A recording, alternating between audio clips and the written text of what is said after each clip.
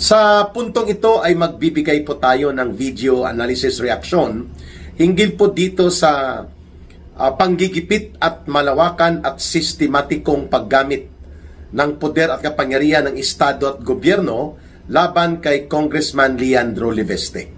Nauna na po ang pagkakuryente ng impormasyon ni Ombudsman Boying Rimulya kung si Attorney Topacio pa ombudsman.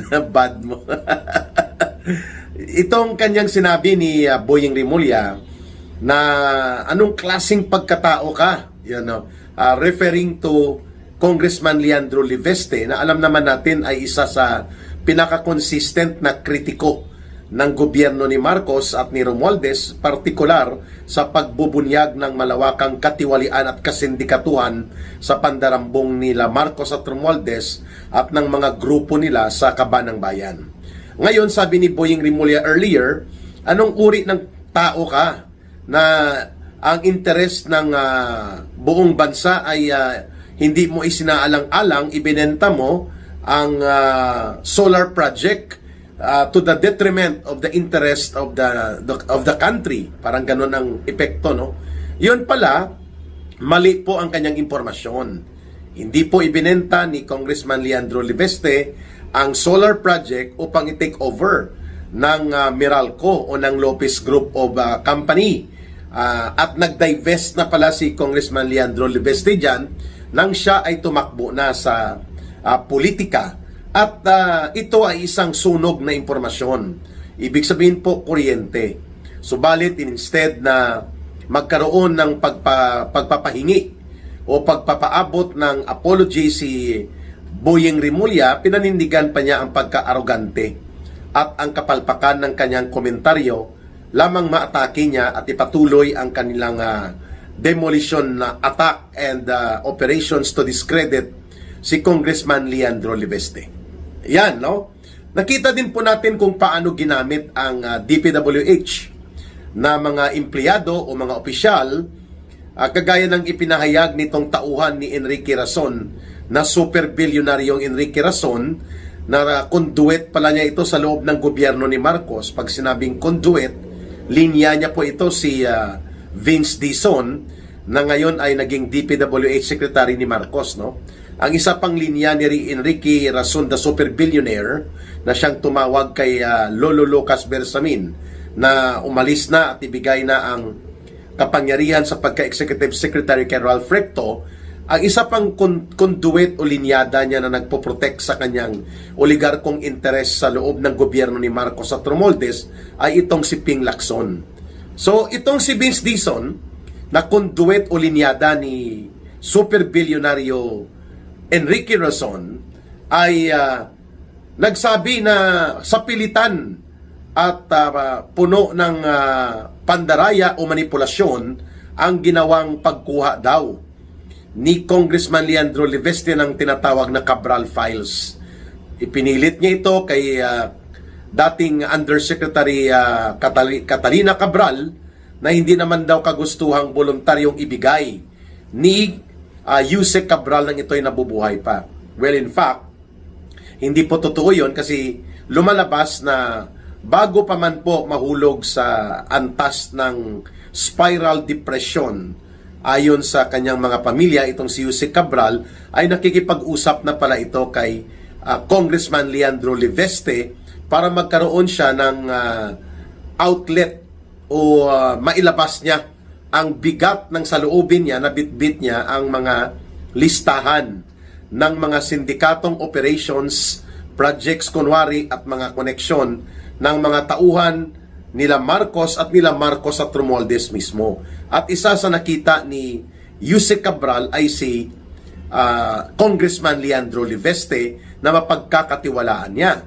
Subalit binabaliktad ngayon ang kwentong ito ng mga pahayag ni Vince Dizon na binabantaan niya nakakasuhan nila si Congressman Leandro Liveste sa kanyang manipulasyon daw at madaya o palusot na diskarte na kinuha ng sapilitan without the consent of Yusek Cabral ang tinatawag na Cabral Files mula sa DPWH. Alam natin po, yan ay mga kautusan na mismo nila Marcos at Romualdez upang durugin at ipitin si Congressman Leandro Libeste upang manahimik na at umatras dito sa kanyang advokasya na maging tagapagbulgar o tagapagsiwalat nitong malawak na katiwalian at diskarte sa pamimera at pangungurakot na grupo na pinamumunuan ng sindikato ni Marcos at Romualdez.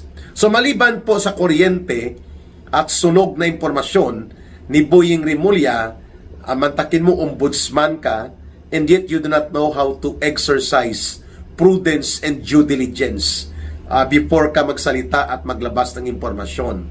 Pag sinabi pong prudence and due diligence, ito po yung pagiging maingat mo at pagiging mabusisi bago ka magsagawa ng pagbubunyag o paglalantad ng anumang impormasyon. Especially if you have or if you are in a position of authority like Boying Rimulya na siya ang ombudsman o tagapagbantay ng kaban ng bayan supposedly. Kaya na kuryente siya na hindi pala totoo na mayroong illegal business transaction si Congressman Leandro Libeste pagdating sa kanyang energy and solar projects dito sa Meralco. Pinasubalian po ito at itinanggi ng pamunuan ng Meralco. Ngayon, sunog at paso ang kinalabasan ni Boying Rimulya. At ito naman ang kay Vince Dizon na pananakot na hahabulin nila ng kaso si Congressman Libeste sa sapilitan at madaya daw na pagkuha ng mga Cabral files. Alam natin magkadugtong ito na forma ng harassment na siyang ginagawa nila Marcos at Romualdez sa lahat po ng gustong manindigan at magbunyag ng mga katotohanan at mga nalalaman nila hinggil po sa malawak na involvement nila Marcos, nila Romualdez at mga tauhan nila nito sa sindikato sa pangungurakot. Ngayon, ang kaninang hapon lang o ngayong araw na ito habang tayo po ay nagsasalita dito sa ating video analysis, itong si Secretary Sharon Garin, hindi ko alam kung secretary na siya as na-confirmed na ng Commission on Appointment, pero ang alam ko dati acting secretary ito ng Department of Energy. Itong si Sharon Garin, kasi manwa ko ito, kababayan ko, Ilongga ito. Ito po ay sister-in-law ni Janet Garin, no? Si Janet Dingbaksya Queen Garin. Sinabi ni Secretary or Acting Secretary Sharon Garin nitong Department of Energy na kinakansila na ng gobyerno ang 12,000 megawatt solar project energy project ni Congressman Leandro Libeste ng kanyang kumpanya, at sila ay magsasampa ng reklamo na pumapataw ng 24 billion pesos na penalty dahil daw hindi na kumpleto at na-comply ni Congressman Libeste ang kanyang mga solar projects na ang volume of energy na ipinaramis niya ay mga 12,000 megawatt solar farm and solar source energy mula po sa init ng araw.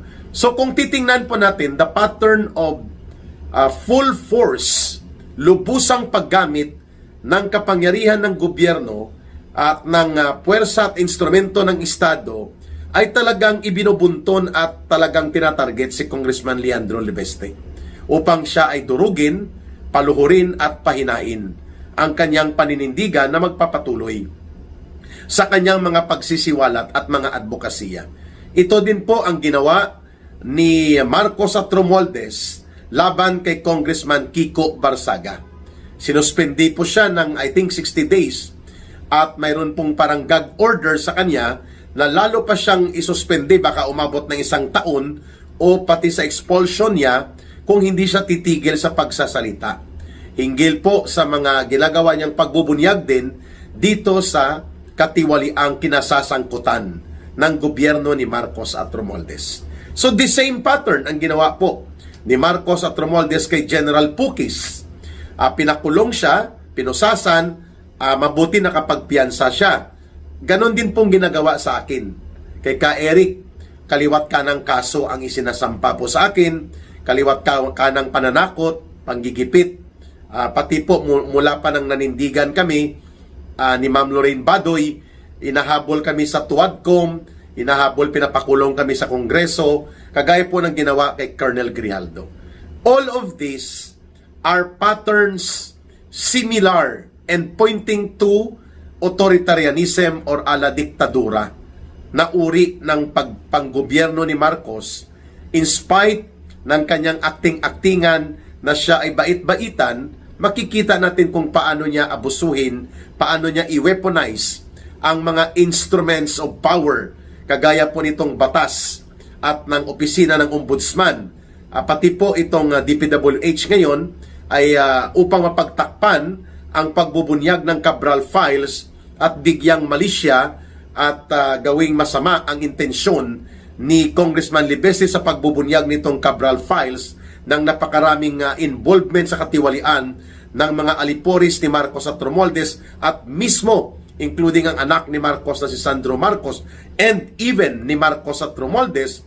Ngayon, ang ganting atake nila, bumira ang ombudsman, nagpropaganda si Boying Rimulya, kaso palpak lang, kuryente, sunog ang impormasyon.